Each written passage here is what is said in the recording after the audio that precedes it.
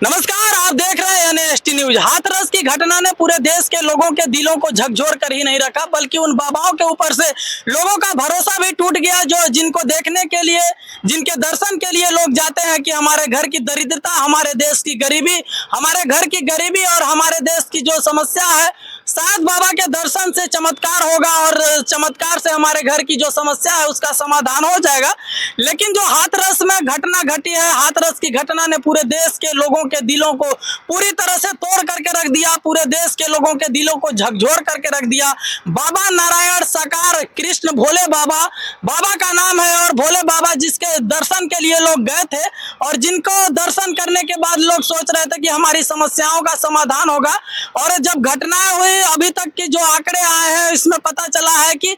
आंकड़ों से ज्यादा जाने चली गई हैं और 28 से ज्यादा लोग घायल की स्थिति में है। और ये मौत की स्थिति, मतलब जो मौत का आंकड़ा है और भी बढ़ सकता है, क्योंकि जो लोग उस घटना में शामिल हैं पूरी तरह से घायल हो गए हैं और उनकी स्थिति बुरी नाजुक है। तो हमारे देश में देख सकते हैं कि अभी त्योहारों का समय है, हमारे देश में लगातार पंडाल लगते रहते हैं, बाबाओं के सत्संग का, प्रवचन का बड़े बड़े पंडाल लगते हैं और लाखों करोड़ों की संख्या में बाबा के दर्शन के लिए आते हैं लोग। लेकिन किस तरह से हमारे देश में दुर्भाग्य देखिए कि जिस बाबा के दर्शन के लिए जिसे लोग भगवान मानते हैं और जिसके चमत्कार पे लोगों को भरोसा होता है, जब घटनाएं होती हैं, जिनके दर्शन के लिए जाते हैं, जब इतनी बड़ी घटना होती है,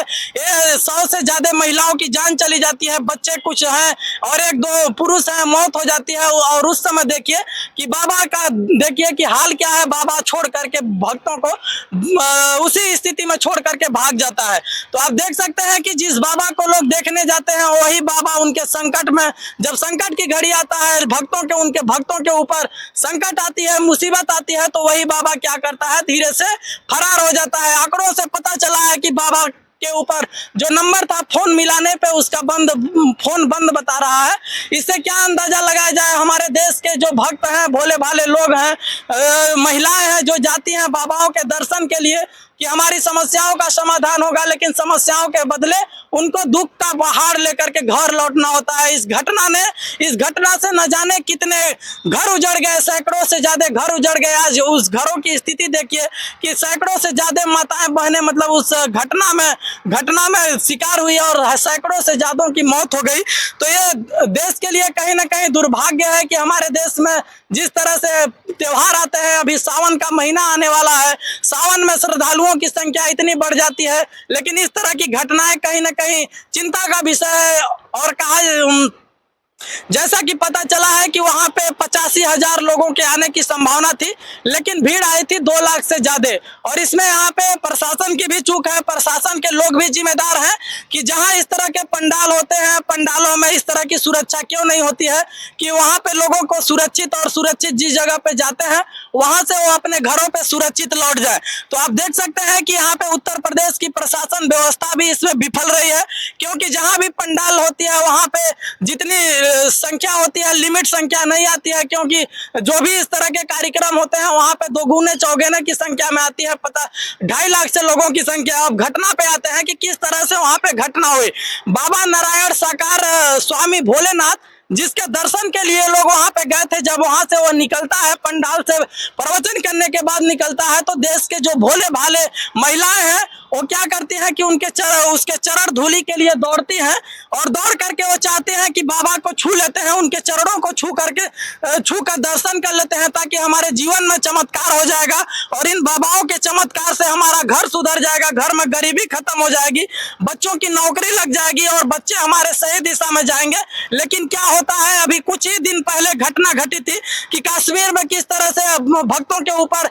आतंकियों ने हमला कर दिया था। जैसे ही इस घटना को हमारा देश भुलाया नहीं था कि उससे कहीं ना कहीं बड़ी घटना देश के सामने उभर करके आई है। किस तरह से हमारे देश की महिला, किस तरह से हमारे देश के बच्चे, किस तरह से हमारे देश के पुरुष उसमें अपने आप को जान गंवा देते हैं केवल इसलिए कि बाबा का दर्शन हो जाए। लेकिन दुर्भाग्य है हमारे देश का कि जिस बाबा को दर्शन करने के लिए लोग जाते हैं, जिसके चमत्कार पे लोगों को भरोसा होता है, जिसके प्रवचन पे लोगों को भरोसा होता है और जिसके कथा पे लोगों को भरोसा होता है, वही बाबा अपने भक्तों को मुसीबत में छोड़ करके फरार हो जाता है। तो यही है, हमारे देश में आए दिन किस अनेक प्रकार के कार्यक्रम होते हैं, अनेक प्रकार के प्रवचन होते हैं और बाबाओं के प्रवचन में लाखों करोड़ों की संख्या में भीड़ आती है, प्रवचन सुनने के लिए आती है। लेकिन आप देख सकते हैं कि किस तरह से अभी सावन का महीना आने वाला है और देख सकते हैं कि इतनी बड़ी घटना अंजाम, मतलब इतनी बड़ी घटना हो गई और ये कहीं ना कहीं चिंता का विषय है, कहीं ना कहीं प्रशासन का भी चूक है,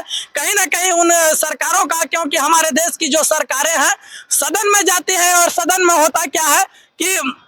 धर्मों के ऊपर चर्चा होती है, धर्म के नाम पे लड़ाने की चर्चा होती है। अभी देख सकते हैं कि जो नवनिर्वाचित जो सांसद बन के गए हैं, सांसद में क्या हो रहा है कि लोग धर्मों के ऊपर अंगुली उठा रहे हैं, धर्म के ऊपर लड़ाइयां चल रही हैं। तो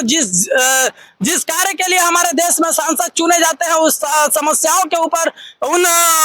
मुद्दों के ऊपर चर्चा न करके धर्मों के ऊपर चर्चा करते हैं। यही होता है कि हमारे देश में धर्म को लेकर के जाते हैं, प्रवचन कथा सुनने जाते हैं और इस तरह से घटनाएं हो जाती हैं। तो इस घटना ने इतना देश के लोगों को इतने दुख पहुंचाया है कि शायद ही जो भी हमारे देश के भक्त हैं उनको प्रवचन पे और इन बाबाओं के ऊपर से भरोसा टूट जाएगा। क्योंकि जिस बाबा को बाबा नारायण साकार, जो बाबा भोलेनाथ जिसको लोग कहते थे, वो बाबा कुछ दिन पहले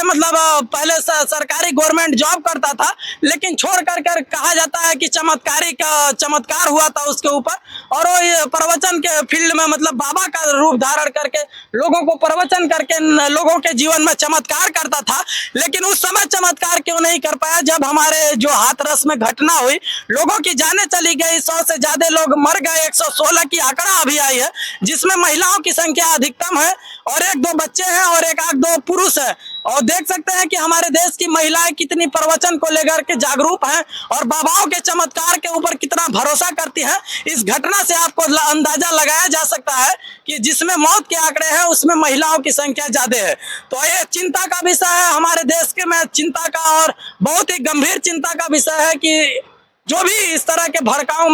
जो भी भड़काया है, इस भीड़ को गुमराह करने की कोशिश की है, उसको कहीं ना कहीं पकड़ करके उसको दंडित किया जाए और ताकि इस तरह की घटनाएं, क्योंकि हमारे देश में लगातार इस तरह के प्रवचन पंडाल लगते रहते हैं, ताकि इस तरह की घटनाएं आने वाले दिनों में रोकी जा सके। तब तक के लिए विदा लेते हैं। ये मेरा छोटा सा प्रयास आप लोगों को कैसा लगा कमेंट करके जरूर बताइएगा। तब तक के लिए जय हिंद।